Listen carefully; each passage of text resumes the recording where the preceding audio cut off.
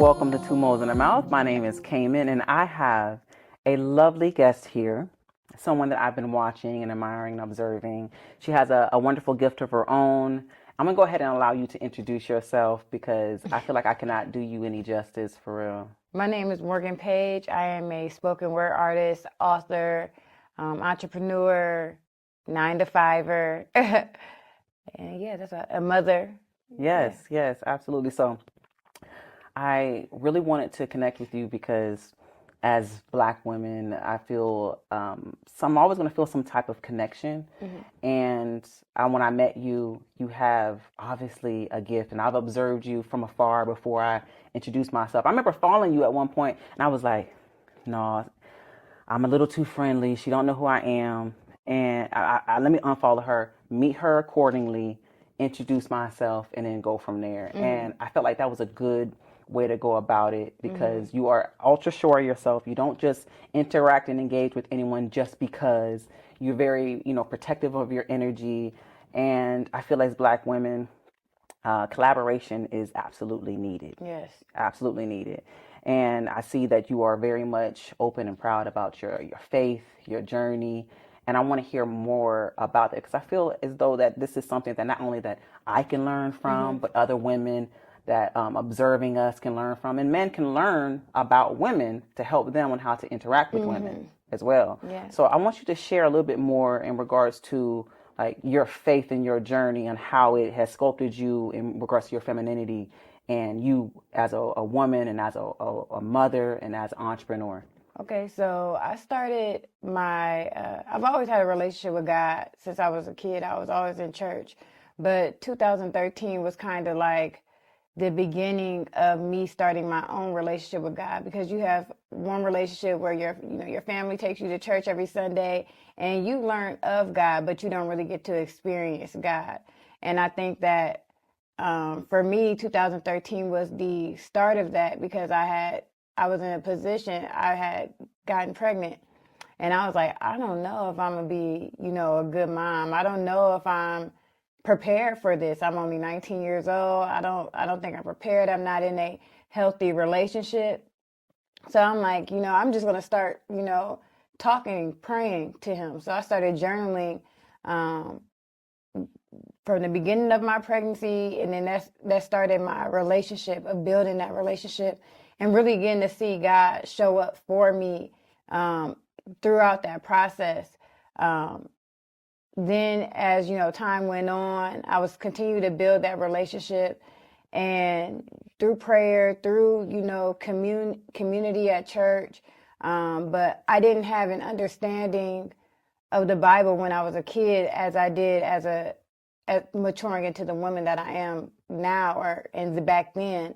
And so now I'm understanding the Bible, but not in such a religious way, but more in a way where it's a relationship where I understand, biblical principles, and not in a like, oh, I'm beating you with this Bible because you need to do this because this is bad, or you need to do this. Like, I'm understanding the principle of it. So once I started to understand the principle of it, I seen that, oh, I haven't been taking care of myself well as a woman. Even when I think about relationships, I've only ever been in two real or long-term relationships that I would consider relationships, or what the world would consider relationships. So even being in those relationships, I learned that I wasn't being taken care of well, and I wasn't taking care of myself well. I didn't have a voice. I kind of just showed up as what the world said a girlfriend is supposed to be. So I just did that, and then kind of let them groom me into what they wanted me to be, in a sense. So I didn't have a sense of self or any autonomy. I was working jobs and just going with whatever deemed necessary. I was in survival mode. And I feel like a lot of the time as a single mom or a young mom, you automatically just fall into that survival mode because you don't know what's coming next. And if you don't, my mom has always been a great mom, but me having the relationship that I had with my mom, I didn't really understand my mom until I became a mom. Ooh, that's the truth. Because I agree. Because I had my daughter I had gotten pregnant at 18. had my daughter at 19. And that transition between high school and then going straight to being a parent, like there was no time for self. And so now my daughter's getting ready to go off to college and everything. I realized that that was very a crucial time. Granted, I don't take anything back. I'm so thankful to be a mother, and it's the greatest accomplishment, and it has truly transformed me. But the relationship I had with my mother, I appreciated her a lot more once I became a mother. And once I went through the different stages as a mother with the different ages of my daughter when she was growing up, because it's not that easy. And I think that like that relationship with the same sex, like woman to woman, mother, daughter, father, son, there's always a little bit of friction at times for the most part. And I remember sitting there as a teenager being like, my mom just don't fucking get it. Just like she don't understand me. Like I just felt so misunderstood. And being a parent, I ended up understanding that I needed to give her a lot more grace. Because we don't know. There's no recipe, no handbook to this. Every individual child is completely different. Your relationship and who you are as a parent at 19 versus who you are as a parent at 20 or 30 or whatever is a different version. It's funny. That's why when you mentioned that, I was like, oh, I understand wholeheartedly. Right. Because I did not give my mom grace. We didn't have a horrible relationship. She did the best that she could with what she had. But there was times I look back, it was like, I wish she would have did this. And I wish she would have did this different. And then I'm like, man, but I'm not making always the best decisions as a parent now. Yeah. And oftentimes, like, one thing I did learn through my relationship with God and getting into my Bible and reading my word is that about generational curses and things that happen generationally in the family line. And when I look back of what my mother has told me about her relationship with her mom, and then I seen the feats that me and my mom have had to go through because of her relationship with her mom, I kind of see that generationally being passed down.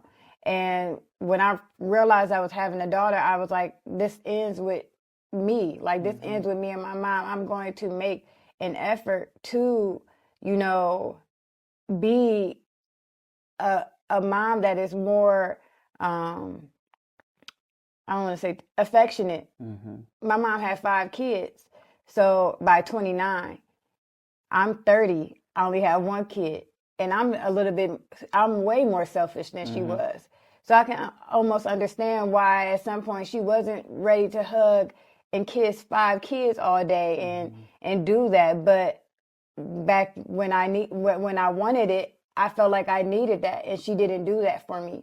But I can also see how that causes a rift between me and my daughter, because my daughter is touchy-feely. She is a kisser. She wants to kiss me in the lips, and I'm like, how do you do this? Because I'm not used to doing that. So it's like she's teaching me how to be more open to being affectionate.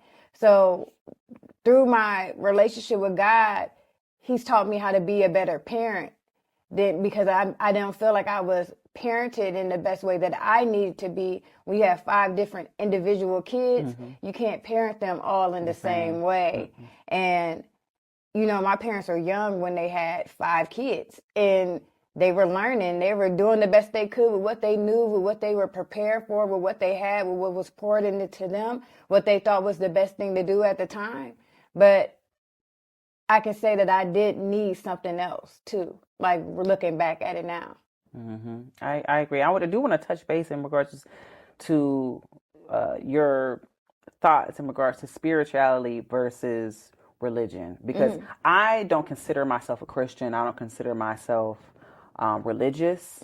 And for me, I have my reasons as to why I have those beliefs and feelings. How do you feel? Because you mentioned something like you don't really consider yourself religious, or? Yeah, I wouldn't consider myself religious. I feel like, with the way that I was brought up, I could subscribe to, you would refer me to someone that was a Christian, but I don't like the term Christianity or Christian. Like, I have a relationship with God. I believe in Jesus Christ and the Holy Spirit. I believe that Jesus died for my sins. But at the same time, when I think about all the other religions, I see the similarities between all of the different religions. I see the entities that they have. I see how they pray. There's, the religion of Islam is they pray regularly and they have specific times, and I admire that. And I feel that, me believing in Jesus Christ, I should be praying in the same way or as much, because it's showing that dedication to your relationship with God.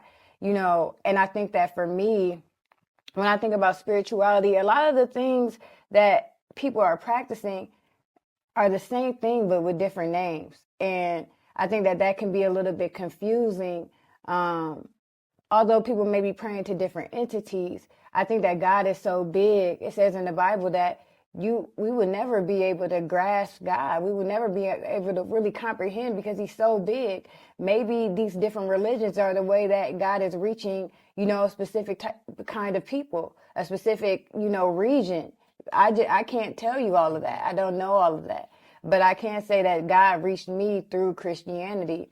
And that's how I practice my faith. But when I think of what I call myself, I would say that I was a believer. And I believe in Jesus Christ. Yeah. It's me personally, when I think of religion versus spirituality, excuse me. So when I think of religion versus spirituality, my relationship with religion has just gotten a little tarnished over the years with my experiences with people, and observing, and like how Christians and people of certain religions treated me. I understand that some people need structure, and so and that's needed for some people. But me, I felt like I was restrained. I felt like I wasn't free. I felt like I was limited when it came to religion. And that's why I steered more towards spirituality and no longer considered myself a Christian, because growing up in the church with, my family and my grandmother and Baptist and everything, my grandma would always, say, like, you're if you don't believe in Jesus, like, you're going to hell, and them using that fear to like kind of control you. And understanding, like, they would say, Jesus is the only way. And so that's where I come into saying I didn't consider and still don't consider myself a Christian, because I don't believe that Jesus is the only way. I feel like it's more than one way to get to God, and God meets you where you are, in many different ways. So watching you and observing you, talking to you now, it's refreshing, because it's something I'm learning about you, because I assumed that you were a Christian. I assumed from the bits and pieces that I've gotten from watching your platform, and I see you highlighting the Bible, automatically I connected with Christianity, because my mind has been so programmed. When I see the Bible, I see Christianity.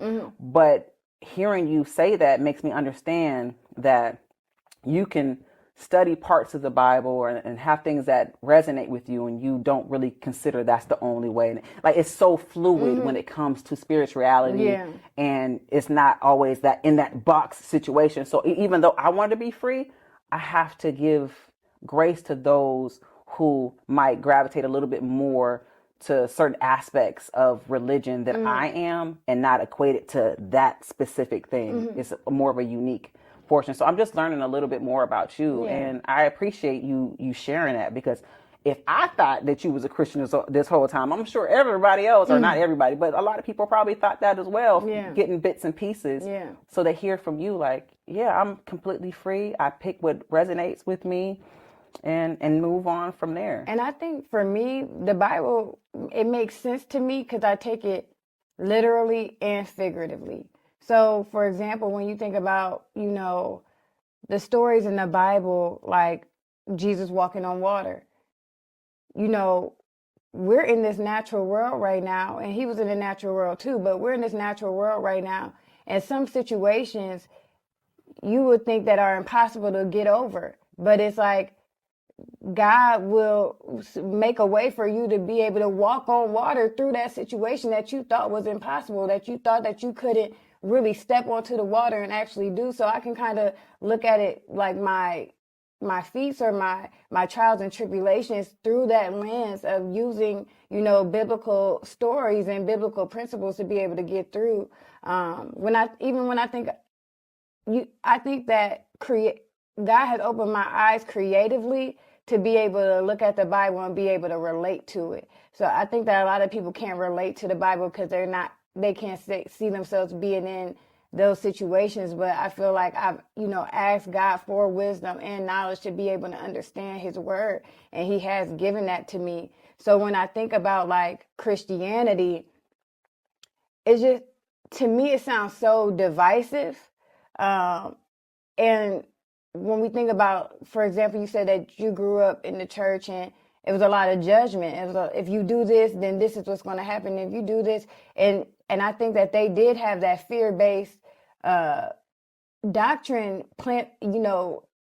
implanted into them from a young age, and you like, oh, it's like you're scared to do it. But when you get put in these situations as you're growing up, and you see the temptation, you feel the lust, you see that everybody else is doing that, I kind of want to do it too. It's like when I look at the 10 Commandments, I don't look at it as like, oh, I can't do that. I look at it as a form of protection for me. And being able to see firsthand when I've done certain things, what the results or the consequences of it was. And not to say that I still didn't decide to do what I wanted to do, but I do feel a sense of freedom, but I also look at the Bible in a different lens, from a different lens than what, you know, we've been taught to look at the Bible as too. Right. I can understand that. I could definitely understand that. And I want to touch on a piece when you said, you know, lusting. I understand that a part you mentioned in your story and a part of your journey. I can't exactly remember which post it was about abstinence. Did that play a part because of you following more into your spirituality, or is this something that's just in your womanhood, femininity, as you learning yourself as a woman? Like, you know what, this is something in my virtue that I want to hold dear to myself, or is it a little bit of both? Like, I want to know a little bit more about that because my journey in regards to my freeness and sexuality and moving and flowing into a part of my life where I'm working on more of my sexual discipline. I would like to hear more in regards to you if you are okay with sharing. I'm okay with that. So my sexual experiences, when my friends tell me stories about their sexual experiences, I've never felt that tie to sex like that ever in my life. I've never felt like, like, you know, dickmatized. I've never felt like, oh my gosh, like I can't leave him alone. I've never felt like that from any man. Like, well, yeah, same for me in regards to that aspect. Yeah. I've never had those ties, or like it was just so like I'd never felt like that before. So when I looked at my past relationships, I started my abstinence journey. It would be like 2 years and 8 months ago. I started my abstinence journey after, you know, dating this one guy. He was cool. He was a nice guy. I really enjoyed him.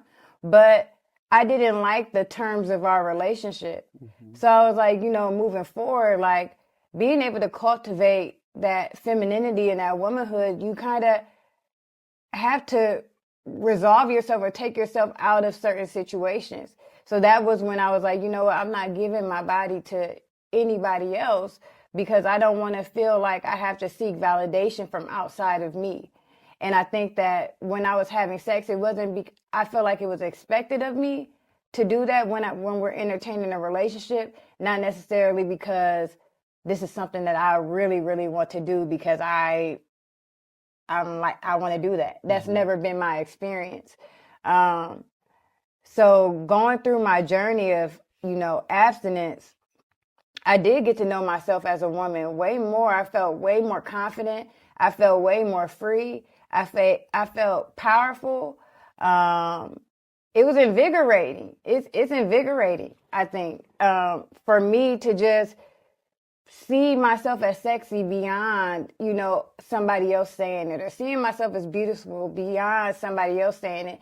and knowing, like, having a assuredness about myself outside of what the world says, like, oh, you're sexy, you're beautiful because you have a boyfriend, or you're dealing with this guy, or you're doing this, or he's buying you this or that. It's like I've been able to cultivate that within myself through my abstinence, and I just feel like I know myself. I don't feel like I knew myself when I was dealing with and entertaining sex with men. I don't. So that part of your journey in regards to abstinence wasn't necessarily triggered by religion or God. It was just how you felt in regards to finding yourself with being a woman, the circumstances and the situation you were in, and the energy and space you were sharing with others. It just kind of came into that. It came into that, and I feel like I learned more about what abstinence meant, through my word, through the Bible, why it's important, why it's protection for you to not, enter. Like, I remember having, like, when I had sex with previous partners, like, bad dreams after. I remember being depressed after because they were depressed, or feeling like I would be confident, and then after I had sex with them, I'm, questioning myself and having these ideas and these thoughts that were not mine. And I realized how powerful sex was. I mean, of course, sex is the highest form of creation. You can create life from sex. But another thing is, whatever that man has on him, he's giving to you. And like that for me is like, I don't think I want everything you got. I don't want to fight your demons. I'm already got what I got to fight on my own. I don't want to have to fight yours too. Like, so that would cause me to vet somebody more and be able to get to know them on a level playing field without being able to, with the discipline of keeping our bodies to ourselves. So I actually admire that portion and that part in your story, because being a woman who is sexually liberated and free and explorative and stuff, and when it comes to that realm, and transitioning more into a more sexually disciplined person, I understand. Me personally, I have a very high, and not everybody's sexual craving is the same. Me, I have a very high sex drive. And being a woman with a high sex drive, it's hard because others can make certain assumptions. You feel kind of limited on how you should move. But me personally, I just was like, I enjoy it. And it's not like when you mentioned women being digmatized. I'm not the type of woman to be digmatized. Right. That ain't me. I enjoy the pleasure of sex. And so I had gotten so used to disconnecting my mental from the act of sex that I realized I was not connecting. And I was kind of not really fully grasping the concept and meaning of sex at times, and the depth of sex, and how intense sex can be when it has meaning versus just physical pleasure. Connecting the physical pleasure with the intellectual stimulation that comes with it, and the alignment and energies of people, So as I progress and get more and more into my divine femininity, I do understand more like my virtue, my power, because sex can, for depending on the person, especially for me, can be provide like a healing energy for some people who want to enjoy me. So although it was like for me, it was something for me to do, it was a way for me to be in control, because as a woman, I would say it's easy to be used by men, be a tool for men. And I had made it up in my mind, once I learned that about men, I said, they ain't gonna be doing that shit to me. Right. No, for real. And it was my way of being in control. And because of my traumatic experience with a man, it flipped a switch. And I was like, I bet you ain't not another nigga gonna do that to me again. And so I went on this kind of like sexual liberation, fulfilling my physical desires, but also exercising that control. And I was excited about controlling men because I had that power, but not realizing that these men are experiencing me when they really don't have, like, they don't even deserve to get like a piece of that energy. So understanding I was experiencing people, but also simultaneously realizing that they was experiencing me. And then that's when it hit. I was like, I don't want people walk around and be like, yeah, man, I mess with two moles in the mouth. When there's niggas out there that pray they can touch my leg. Okay. Right. So as I progress on, I realized that not only do I want a man who is sexually disciplined, but it is required of me to have that sexual discipline because I want to attract that as well. Yeah. Not that I've ever been a cheater, because that's never been because I'm an extremely loyal person. But in the dating process and in getting to know people, holding off on that at times is just it allows room for, more intellectual stimulation and depth that I absolutely love and crave. So I appreciate like learning more from other women who has that strength, and I would say discipline, because I'm gonna be honest, not getting dick is hard sometimes. I want it. I be wanting it, but I see for others, it comes off like it's so easy. Are you not tempted? I feel like when I look at a man, I barely see anything that they have to offer besides dick, money, and a laugh here and there, or ego. So for me, if I can't see really more than that, I don't even, like, I could just tell based off the first conversation, like, based off the first conversation, like, what is this? Who are you? Like, who are you as a person? Like, what have you been through? Like, and you don't learn off the first conversation, but kind of trying to see how much depth that do you actually have. And me being a poet and a writer and a spoken word artist, I'm thinking, I think a lot. Like, I'm a deep thinker. And when I see that you don't really have too much to offer, emotionally or intellectually, that for me, I've already Clocked out. If I ever even consider you in my head, you've already been deleted. The thoughts have not even transpired beyond that. So for me, I think that when you think about like sapiosexuals and people that are, aroused by intellect and having, deep conversations, I think for me, I could be considered that, but I have to vet people. Like, going through life, my experiences, people can act all day. Like, even when you go to church, people know how to play church. People know all the things that you're supposed to say, and I'm blessed. And, men know how to do it. And out of what they're taught to do as young boys, manipulating, or just growing up in the hood. I was telling somebody the other day what manipulation was. Manipulation is not just like, oh yeah, I'm trying to get this money out of you, or I'm trying to get your panties.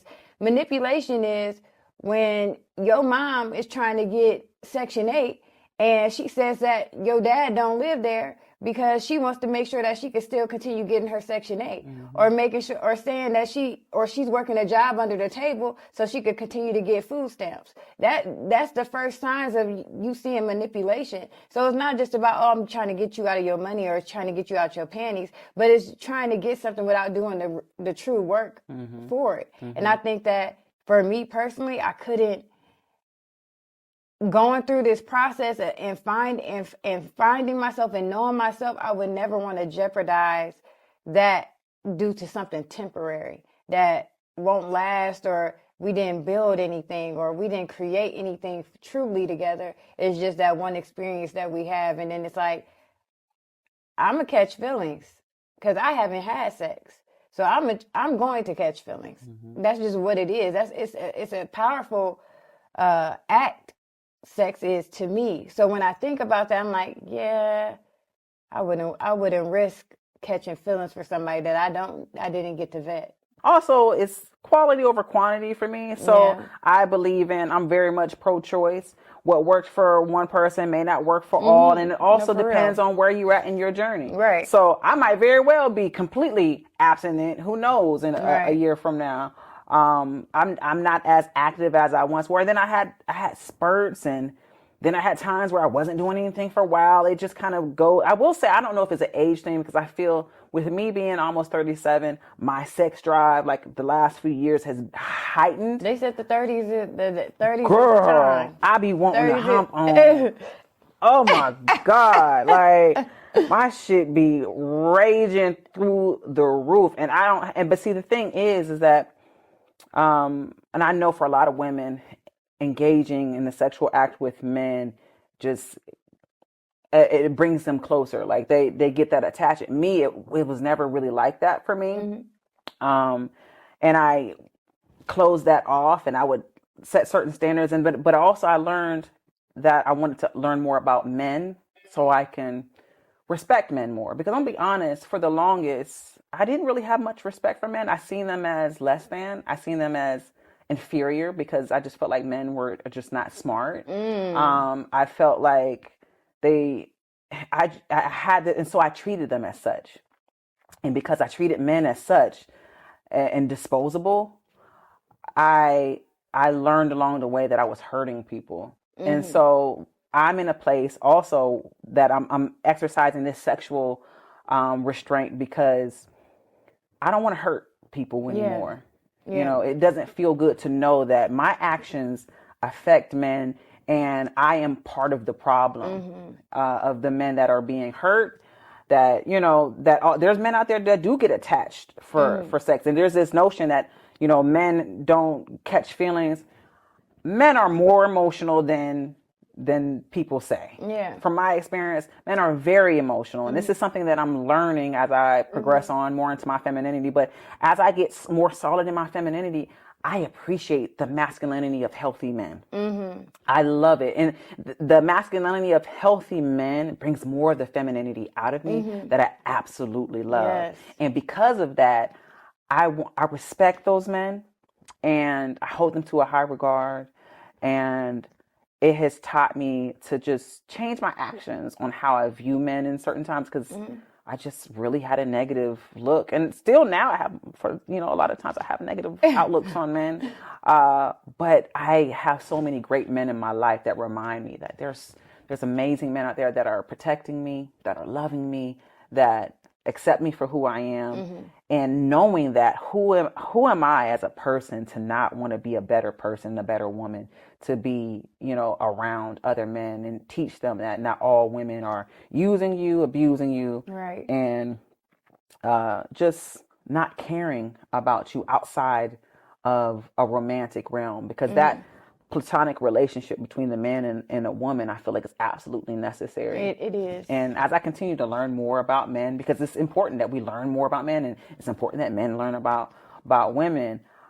It's a really nice dynamic. But let me spin off because as women, we are easy to see and amplify men. And I know that you work with men in businesses and stuff as an entrepreneur.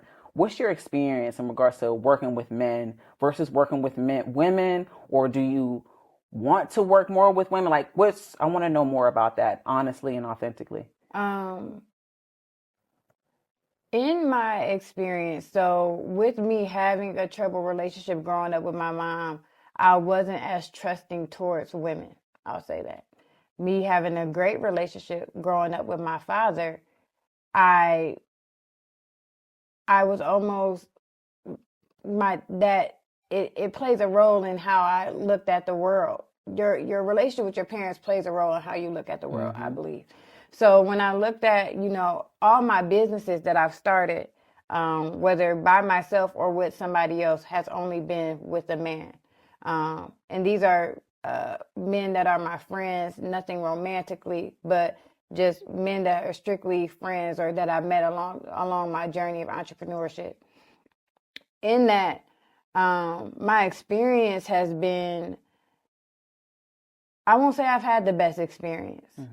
I've been put in situations where there was a lot of drama due to their, personal relationships that they were having. And you don't have the best experiences working with men? Working with men. Okay. I can't say that I have. I've had, successful businesses through, working with men. But as far as my personal experience, I haven't had the best personal experiences. And why? I think because, if I'm being honest, not me being so strict and disciplined with my sexuality and my what I'm willing to entertain has caused rifts. Some men do not know how to do good business. In my experience,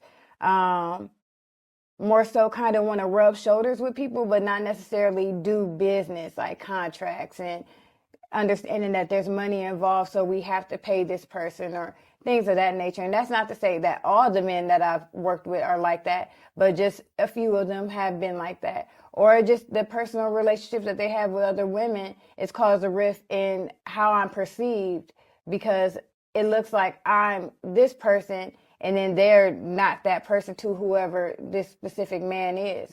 Or just men crossing the line when business is business.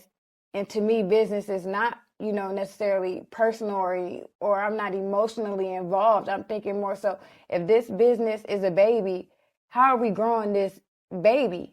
I'm not thinking about what is our romantic or, relationship. That's not on my radar for that. So, and I think that a lot of men are just guided by, temptation and lust and flesh, and they're like, oh, they see this person that they've started a business with or work with.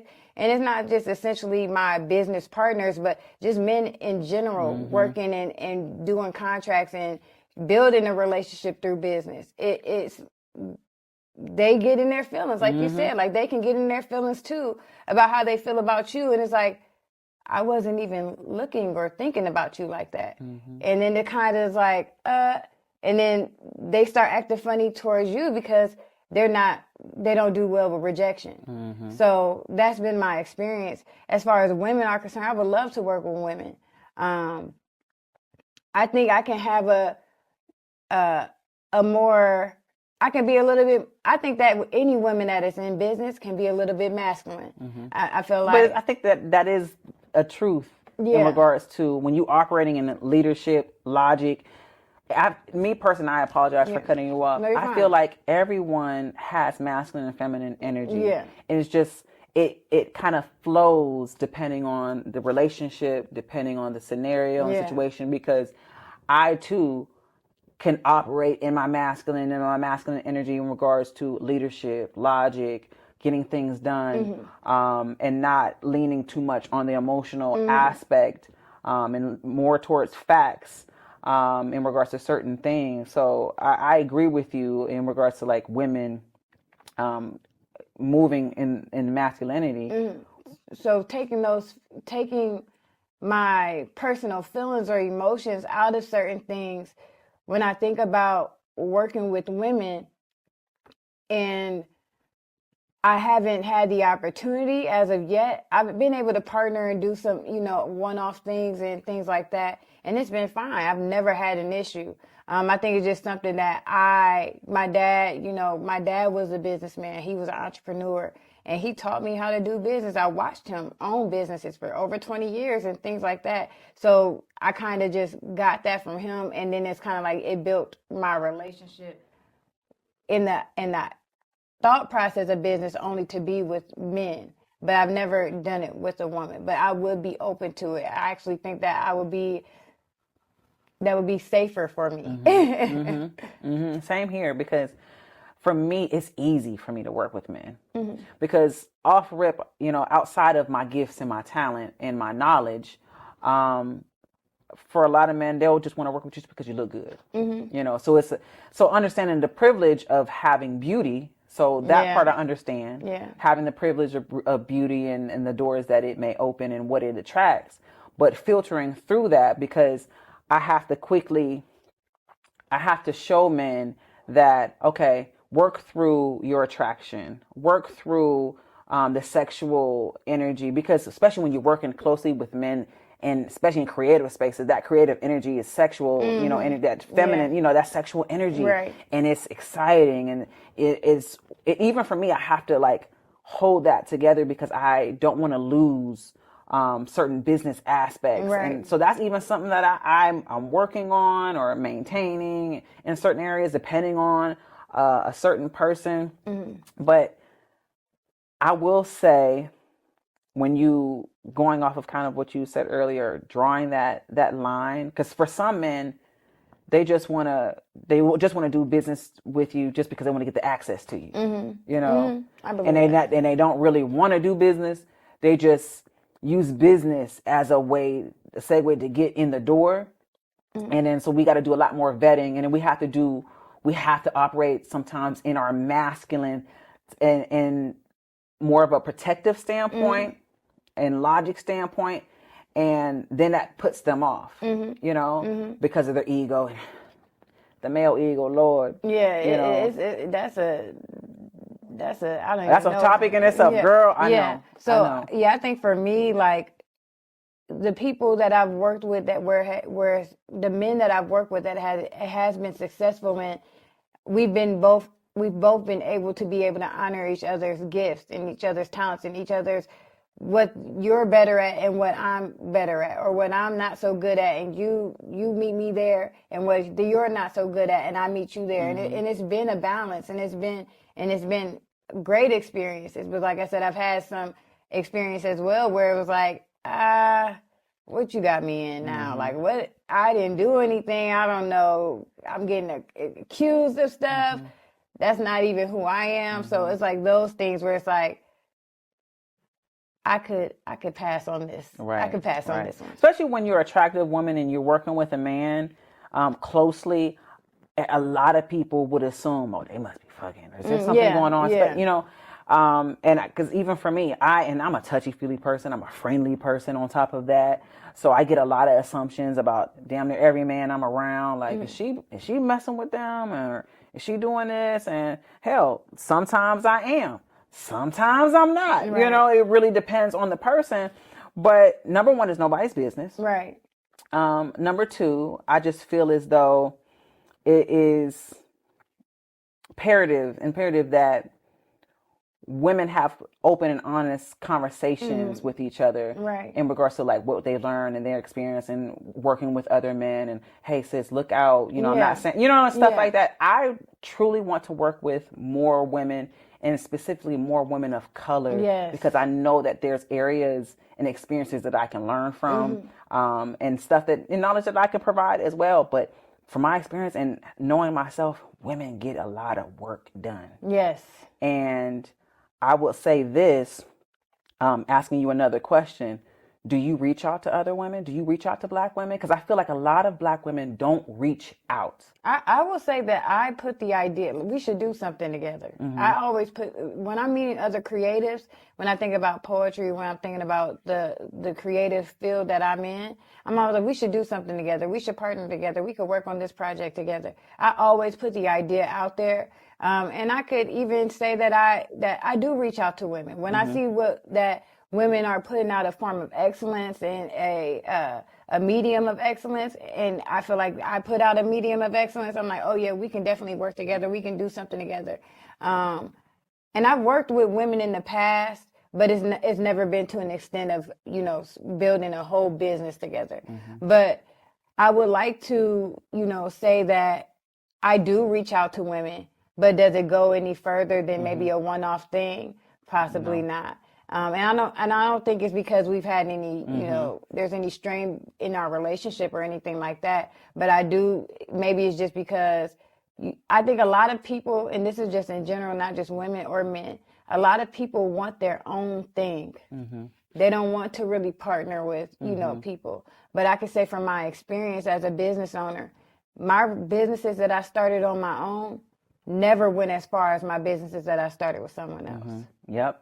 Collaboration, because you can still have something of your own and still work with someone else to get to the same, you know, or it can goal. It could be ours. And I think that a lot of the time when people start a business, you want to find people that will claim it just like it's yours, like it's theirs, like they created it, like it is ours. And if you want to share that, I don't say anything is mine. And I did before selfishly because you attach yourself to this business and it's like, this is my baby. I'm raising it. This is mine. But it's like, it's really not, because you created it for other people. And I created it for more than just me. So when other people claim it, you also have that idea that you're going to take care of it the same way that I take care of it. And sometimes that's not the same. That's not true. You don't see them taking care of it the way that you want them to. So then you get overprotective because you're like, I got to protect this thing. And I think for me, that's anytime I start a business, I do believe it'd probably be with somebody else, because I've seen a lot of success through that. But I also say that I would love to, work with more women of color, more women in general, because I do see that when we come together, we get way more done. I agree. Thank you. Thank you. I love hearing your thoughts, your input, and it's nice to get to know you a little bit more. Yes. Because watching you, and I know the energy. I'm not an intimidated type of woman. Like, that's just not me. And from like the outside, I can see why some others whose light isn't as bright, or they're not really working on self, how they can be intimidated by your gifts and your greatness. But I see you for who you are. I see how amazing you are. I see the work that you put in on yourself, and I'm really thankful that you're here talking to me and sharing your story and your journey, and I look forward to, possibly doing more in the future. Yes, I'm grateful that you allowed me to be on your platform. Like, this is amazing. Thank you. I love it.